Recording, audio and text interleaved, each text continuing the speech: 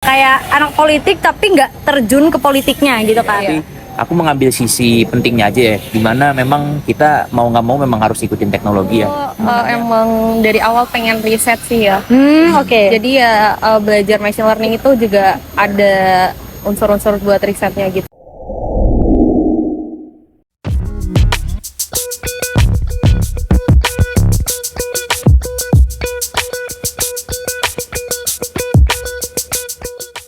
Halo.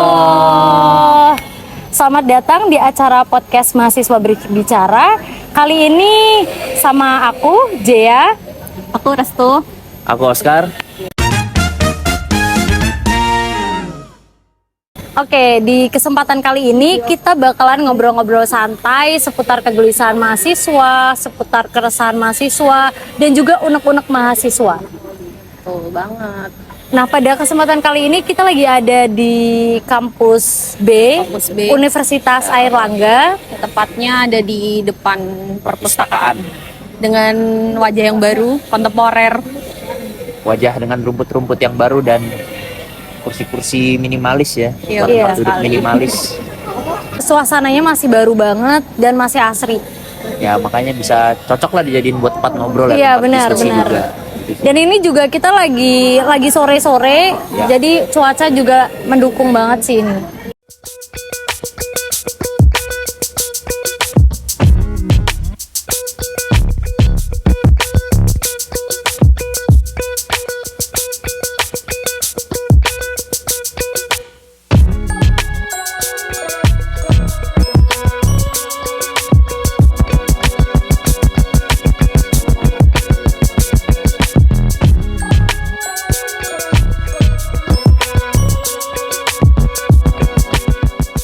Kalian apa kabar? Baik, baik, puji banget. Tuhan.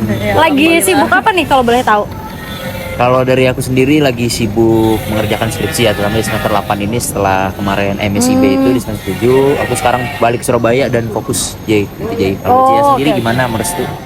Oh, kalau aku sendiri, aku lagi nggak sibuk apa-apa sih, sibuk skripsian juga. Oke. Kalau Restu? Sama juga sih, sama kayak kalian. Kan Oh, kita oke. juga semester 8. Oh iya ya. Iya, iya. Kita berarti lagi mahasiswa akhir yang lagi Masih, sibuk skripsian. Nah, ini ya, kalian berarti semester lalu ikut program MSIB ya? Iya, betul. Iya betul MSIB di magangnya. Kalau Oscar di magangnya. Magangnya. Kalau Restu? Aku di studi independen. Oke, studi independen. Mungkin buat yang nggak tahu nih, aku sendiri kurang tahu ya. Kalau boleh tahu studi independen tuh apa sih? Studi independen tuh belajar mandiri di luar kampus gitu. Jadi program yang dibuat sama Kementerian Pendidikan gitu di luar kampus, dan bisa milih mau belajar apa aja, kayak ada digital marketing, ada machine learning, ada ekspor impor dan lain sebagainya. Banyak sih sebenarnya. Banyak ya berarti ini. Kalau Oscar ngambil magang ya? Iya. Jadi kalau magang itu di MSIB sih gini sih, jadi emang udah istilahnya setiap perusahaan itu punya kerjasama lah ya, punya istilahnya partnership sendiri ke Kemdikbud, yang mana akhirnya Kemdikbud itu kasih ruang lah bagi mahasiswa ini bisa apply ke perusahaan ini. Jadi semua perusahaan itu sudah terpartner lah dengan si Kemdikbud itu sih. Sisanya sama sih seperti magang biasa gitu sih. Oh, kalau boleh tahu, ini Restu sama Oscar, kalau kamu studi independennya di mana? Terus kalau kamu magangnya di mana? Dari Jadi Restu aku dulu dulu ya. ya. Iya. Kalau aku ini di Bangkit Academy, jadi ngambilnya machine learning. Jadi machine learning itu kayak pembelajaran mesin di komputer gitu, tentang algoritma dan lain sebagainya, dan coding juga gitu sih. Oh, oke. Kalau Oscar? Kalau aku singkatnya di Ralali ya, PT Raksasa Laju Lintang, itu business to business platform, itu seperti marketplace business to business, dan aku sekarang di bagian marketingnya. Waktu itu di bagian marketingnya itu di fokusnya di digital marketing, SEO, konten, sebagainya macam. Singkat seperti itu. Oke. ini ya berarti kalian secara nggak langsung kan keluar dari tempat kalian aslinya gitu kan. Betul. Kalian kan mahasiswa ilmu politik Betul, kan ya, gitu. betul banget. Tapi malah kalian ambil di tempat yang bukan sesuai sama pet kalian lah ya Iya. ibaratnya gitu. Nah, ini aku mau nanya nih, mau ngulik-ngulik ini karena seru banget sih ya. Iya. Kayak anak politik tapi nggak terjun ke politiknya gitu kan. Iya. Ini dari Restu dulu deh. Apa ya?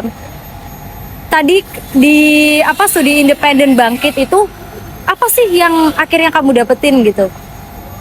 Yang pertama, kalau dari aku karena sebelumnya aku nggak ada background di IT ya, aku lebih cenderung ngambilnya sih ke data analisnya gitu sih. Jadi belajar SQL, terus olah data kayak gitu. Kalau ngodingnya sih masih kayak sederhana banget dan pakai bahasanya bahasa Python yang ya itu yang bahasa paling mudah di antara bahasa-bahasa pemrograman lainnya. Oke. Berarti agak susah juga ya buat kamu ngejalaninnya. Iya, jujur susah sih buat ngejalaninnya. Kemarin juga agak terseok-seok, cuma ya untungnya bisa lulus dan ya bisa ngikutin sampai akhir gitu sih. Oke. Kalau dari Oscar nih gimana nih? Malah terjun ke marketingnya nih. Betul ya, memang kalau dibilang apa Jia tadi bilang apa emang nggak relate ya bisa Iya. dibilang politik. Bahkan ini di perusahaan yang nggak ada relate-nya gitu ke ilmu politik. Tapi aku mengambil sisi pentingnya aja ya, dimana memang kita mau nggak mau memang harus ikutin teknologi ya.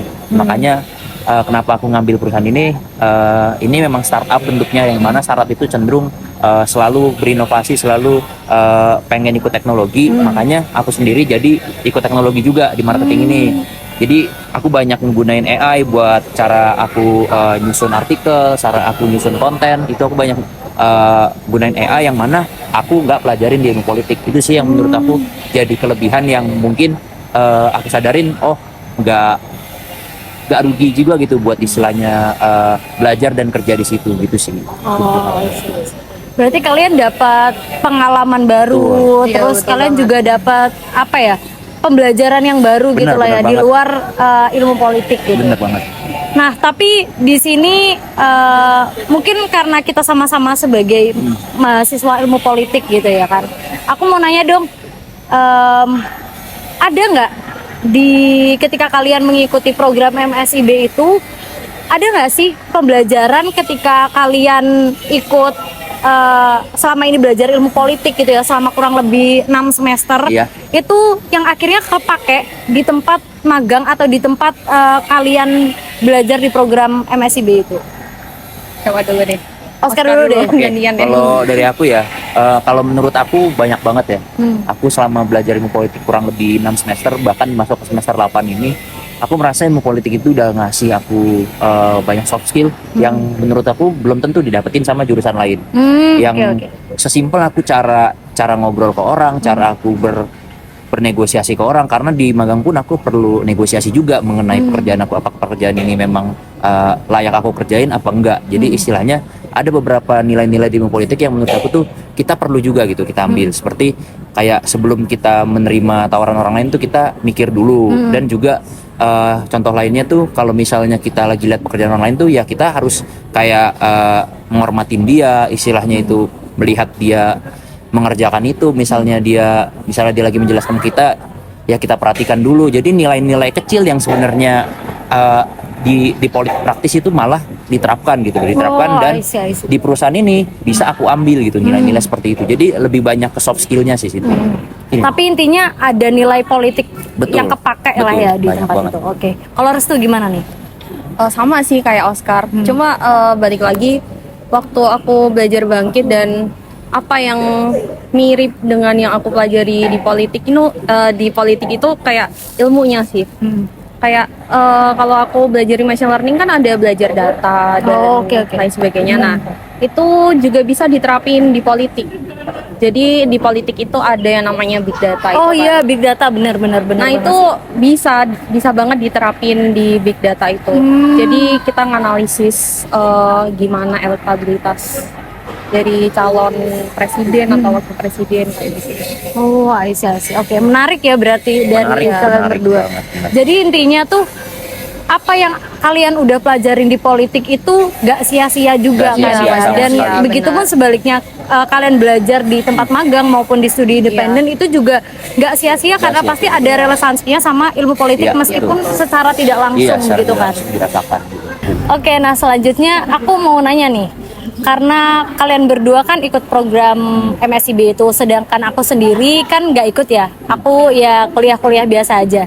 Nah, aku mau nanya nih, menurut kalian berdua, dengan adanya program MSIB ini, apakah itu mengurangi esensi perkuliahan atau enggak gitu? Karena dari aku pribadi ya, karena aku nggak ngikutin programnya dan ikut kelas di kampus gitu, akhirnya banyak mahasiswa itu yang aku lihatnya kelas jadinya sepi gitu, karena mahasiswanya banyak yang ikut program gitu, jadi mereka nggak ikut kelas gitu kan, karena kelasnya nanti nilainya kan dikonversi gitu kan. Terus juga aku tuh ngelihatnya akhirnya kayak kegiatan-kegiatan mahasiswa itu banyak yang sedikit ngikutnya gitu, karena beberapa aku lihat teman-teman aku yang magang, apalagi yang kayak keluar kota gitu kan, mereka otomatis gak bisa hadir ke kampus, gak bisa ikut kegiatan-kegiatan yang ada di kampus gitu. Nah, aku ngerasanya kayak ini mungkin agak sedikit mengurangi esensi perkuliahan yang sebenarnya gitu. Kayak aku lihat teman-teman aku banyak yang bahkan sampai mereka FOMO banget gitu, mau ikut magang, mereka saling berkompetisi gitu buat masuk di program MSIB ini. Nah, menurut kalian berdua kayak gimana sih tanggapan kalian terhadap hal ini gitu? Mungkin dari Restu dulu deh.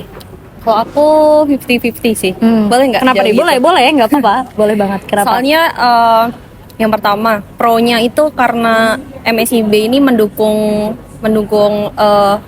buat mudah cari kerja ya. Oke. Pasti kita waktu kuliah ini kayak kebanyakan kan dari kita pengen kuliah biar bisa dapat kerja kan, alias kayak mengikuti pasar gitu. Iya, betul banget. Nah, jadi dengan adanya MSIB ini kayak memudahkan, jadi kita waktu udah lulus tuh udah ada bekal tersendiri gitu loh. Kayak pengalaman Iya, buat masuk pengalaman. CV gitu ya. Iya benar, ngisi CV gitu kan.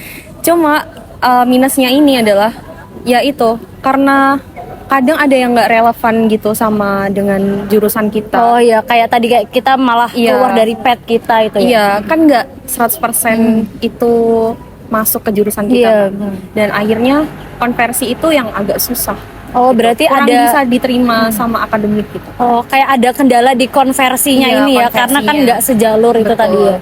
Dan ya itu jadinya melenceng banget kan. Harusnya kan kita misal ambil 140 SKS untuk lulus. Iya. Dan itu nggak sepenuhnya tentang politik kan. Iya. Jadi ada bedanya gitu.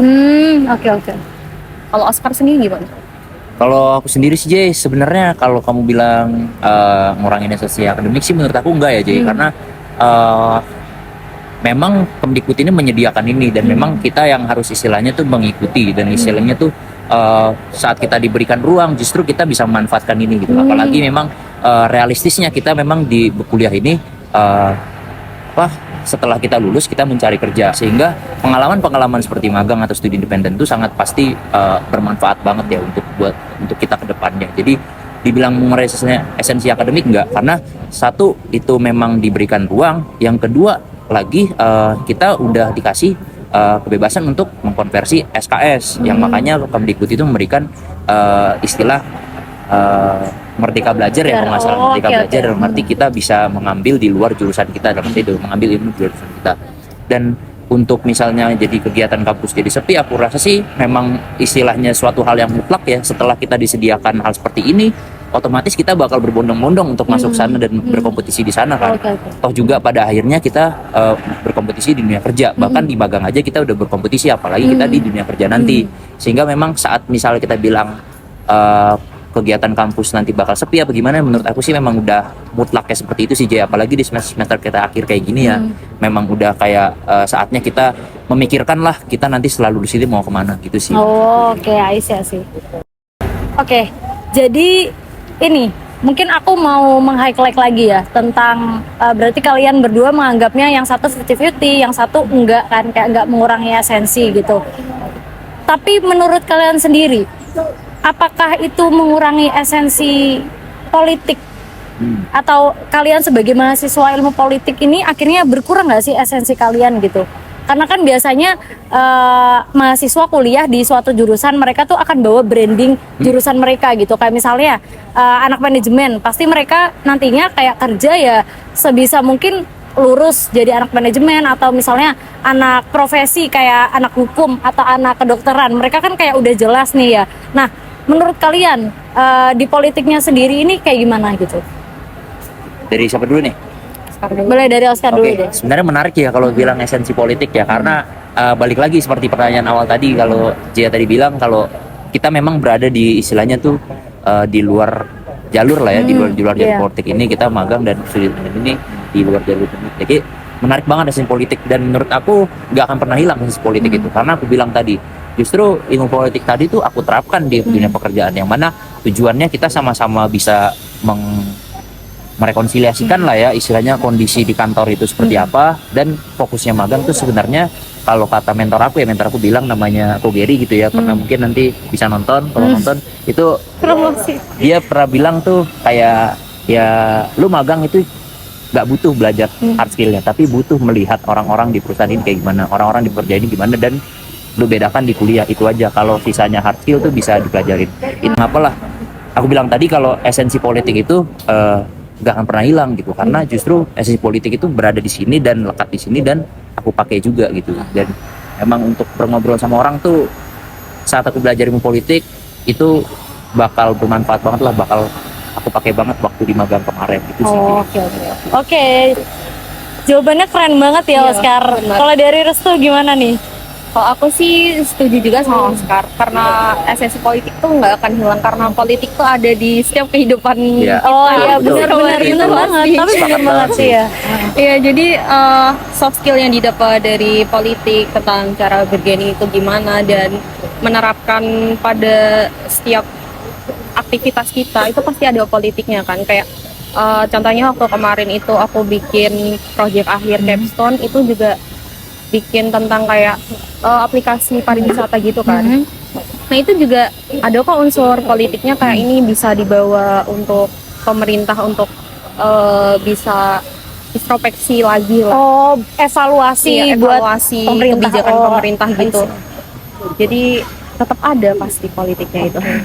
Berarti emang politik itu nggak bisa langsung lepas dari Iya, identitas betul kalian banget. kan ya. Berarti Benar. kemanapun kalian berada, kalian mencoba membawa Iya. identitas kalian sebagai mahasiswa ilmu politik itu kan. Gak usah Itu dicoba, keren bahkan banget sih. menurut aku udah terbawa sih Jay. Oh, iya. Udah emang terbawa, kayak saat kita belajar udah pasti terbawa sih. Iya Kalau sih, iya saat sih, kita ke iya benar perusahaan benar. apapun gitu. Iya. Tapi ini sih mungkin aku mau nanya nih ke Iya. kalian berdua. Nanti ini kan kalian udah semester akhir kan. Iya, Tapi benar. kalian ada nggak sih keinginan buat nanti setelah lulus pengen terjun ke politik atau jadi praktisi politik gitu? Atau justru kalian malah tertarik untuk mencoba hal baru lagi gitu? Jadi kayak ya udah keluar aja dari politik gitu, tapi tetap bawa identitas politik, atau kalian mengimplementasikan ilmu-ilmu yang udah kalian dapat di politik di pekerjaan kalian nanti. Gimana nih? Dari Restu deh. Kalau aku emang dari awal pengen riset sih ya. Oke. Jadi ya belajar machine learning itu juga ada unsur-unsur buat risetnya gitu sih. Oh, oke. Jadi belajar data kan. Bener-bener. Nah itu bisa buat bekal, dan ya nggak tahu sih besok risetnya di bidang apa. Tapi pasti kayaknya tetap ada politiknya Ya, sih. oke. Kalau dari Oscar, Kalau dari aku sendiri sih dibilang istilahnya menyiapkan jalur politik sih iya sih. Aku tetap istilahnya tuh pakai jalur politik itu dalam arti politik praktis ya, kita Iya, iya. bicaranya masuk ke partai, istilahnya kalau ada kesempatan mungkin kita pelan-pelan jadi tim ses, nanti bisa kalau ada kesempatan kita bisa naik jadi calon legislatif dan sebagainya. Itu kan jalur politik praktis ya. Itu tetap aku siapkan sih. Jadi istilahnya aku punya rencana aku bisa kerja kantoran juga, aku bisa kerja di politik praktis juga gitu. Oke. Jadi ada dua jalur lah yang kusiapkan, dan pasti nama ilmu politik itu bakal aku selalu bawa sih di Oke. gitu. Wah keren banget sih.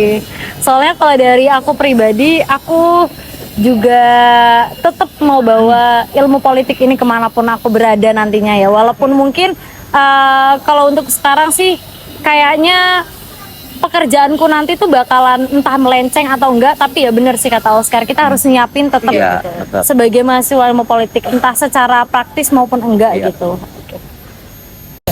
Oke, nah ini oke, pertanyaan terakhir ya. Mungkin sebelum penutup aku mau nanya nih, menurut kalian sebagai mahasiswa ilmu politik, perlu nggak sih untuk sebenarnya semua orang di atas semua mahasiswa itu belajar politik gitu? Dan menurut kalian sendiri, kalau misalkan belajar politik itu bahaya atau enggak gitu?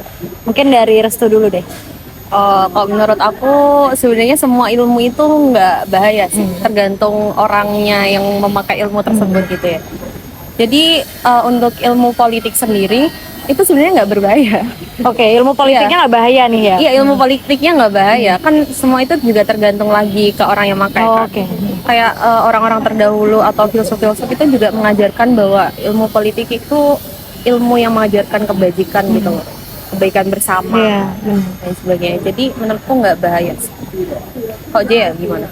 Kalau dari aku juga nggak bahaya sih, aku juga sepakat sama kamu yang kayak kamu bilang, karena ya balik lagi sebenarnya suatu ilmu itu bakalan buruk atau enggak itu tergantung subjeknya. Betul. Ya. Jadi kalau misalkan kita mempraktekkan ilmu itu dengan buruk gitu, maka outputnya bakalan buruk juga. Tapi kalau kita pakai ilmu itu untuk nanti hasil outputnya baik atau niatnya memang untuk kebaikan bersama, itu nanti juga bakalan baik juga hasilnya gitu. Jadi sebenarnya belajar politik itu nggak buruk menurutku. Justru ini tuh menambah pengetahuan karena yang udah kamu mention tadi. Iya. Jadi ilmu politik itu biar orang-orang tahu ya, mungkin tentang tahu sejarah, dan mereka nggak nganggep politik itu dari sisi luarnya aja gitu, atau sisi buruknya aja. Nah kalau dari Oscar gimana nih? Ya kalau menurut aku ya Ji ya, udah bener sih memang kalau aku tangkap dari Gia Restu juga sebenarnya intinya pada gimana orang itu memandang, gimana orang itu berperspektif soal politik. Sekarang yang harus diperbaiki itu menurut aku ya ilmu politik itu nggak pernah harusnya itu dicap sebagai ilmu yang salah gitu. Justru setiap orang itu harus belajar ilmu ini karena lebih baik lagi kalau kita masuk ke dalam itu, dalam arti belajar teorinya segala macam. Tapi aku rasa belajar minimal kita aware lah, minimal itu. Kalau misalnya nanti kita ngukur sampai mana belajarnya itu urusan belakangan. Yang penting iya, kita udah belajar dulu, istilahnya begitu. Iya, iya. Makanya aku bilang belajar ilmu politik tuh sangat penting, terutama kalau di masa-masa pemilu seperti ini ya, yang mana iya, kita bener. bisa menilai lah setiap capres, cawapres ataupun sampai ke tingkat istilah legislatif itu kayak gimana, partainya seperti apa, dan kita bisa menilai sendiri dan akhirnya kita bisa menentukan sendiri. Sebenarnya itu sih, jadi supaya kita itu tidak dikontrol gitu, tidak dikontrol oleh yang bisa dibilang lebih di atas, yang dari atas di pemerintahan itu tidak dikontrol, dan kita paham gitu istilahnya, oh yang ini tuh bagus, yang ini bagus, sehingga kita bisa pada akhirnya kita akan memilih sendiri itu tergantung kebebasan kita juga gitu. Jadi kalau dibilang ilmu politik penting, sangat penting, dan itu tidak harusnya tidak pernah menjadi misinterpretasi lah di mata orang-orang gitu sih harusnya. Oke, terima kasih buat jawaban kerennya dari Oscar dan juga Restu. Makasih juga, Tadi Dea. kita udah bahas Juga. soal magang, soal studi independen, dan kita udah ngulik-ngulik sedikit relevansinya sama ilmu politik. Sebelum mengakhiri podcast kita pada sore hari ini, mungkin aku mau nanya nih ke Oscar sama Restu, ada nggak sih kata-kata terakhirnya nih buat para pendengar sekalian gitu? Mungkin dari Restu dulu deh. Oke. Kalau dari aku intinya jangan takut untuk belajar ilmu politik. Itu yang pertama. Karena banyak orang-orang kayak ih kok politik sih kayak gitu Iya, kan. bener banget sih. Pokoknya jangan takut karena politik itu sebenarnya baik, ilmunya baik, dan kata yang dibicarakan oleh orang-orang kalau politik itu jahat itu tergantung subjeknya. Gitu. Jadi jangan takut untuk belajar politik, dan juga yang kedua adalah jangan takut untuk belajar sesuatu yang baru. Kayak misal aku tadi yang ikut bangkit dan orang-orang pada bertanya, loh kok kamu ikut bangkit padahal kamu dari social science dan lain sebagainya gitu. Nggak apa-apa, selagi kalian mampu dan kapabilitas kalian mumpuni, coba aja nggak apa, karena nggak ada ilmu yang sia-sia di dunia ini. Kalau dari Oscar gimana? Ya kalau dari aku sih jangan pernah mencoba jangan pernah istilahnya tuh takut untuk mencoba hal baru ya, di luar jurusan kita mau seperti apapun, karena kita sekarang berada di zaman dimana kita harus mengikuti teknologi ya, jadi mau nggak mau kita harus adaptif. adaptif di istilahnya di luar jurusan kita apa, seperti jurusan kita ilmu politik, ya mau nggak mau kita harus ikutin juga teknologinya, meskipun kita punya istilahnya pengen berkarir di politik praktis, itu urusan nanti. Yang penting kita mengikuti teknologinya dulu. Contohnya dimulai dari mengikuti magang seperti ini, karena menurut aku buat teman-teman yang mungkin mau ikut magang, boleh banget dicoba, itu sangat bermanfaat untuk apalagi bekal buat nanti dunia kerja nanti, ya itu sangat megang peran penting ya. Mungkin itu sih, jadi kesimpulan dari aku, kita harus sering-sering menyuarakan ya hal seperti ini, karena buat magang, buat istilahnya apalagi belajar, apalagi kita berada di jurusan ilmu politik seperti kami ini, memang jangan pernah distigmakan jelek ya, karena balik lagi kalau misalnya ilmu politik itu bukan suatu hal yang buruk, dan memang kita bisa melihatnya itu dari sisi yang baik gitu. Dan mungkin itu sih dari aku. Gitu sih. Kalau dari aku, buat teman-teman yang nggak ikut magang atau mungkin kalian belum keterima, udah nyoba banyak hal dan masih gagal, terus akhirnya ya kalian mengikuti kelas atau jadi ya udah mahasiswa biasa, nggak apa-apa. Itu menurut aku bukan hal yang biasa, justru malah hal yang kelihatannya biasa itu justru luar biasa. Intinya tetap lakuin apapun yang sesuai passion kalian, apa yang kalian mau, dan juga apa yang menjadi tujuan kalian.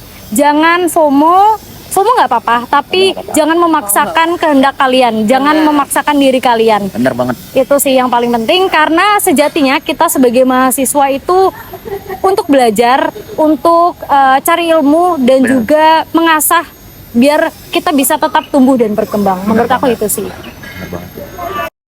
Oke, sekian dari kami. See you next time. Bye-bye.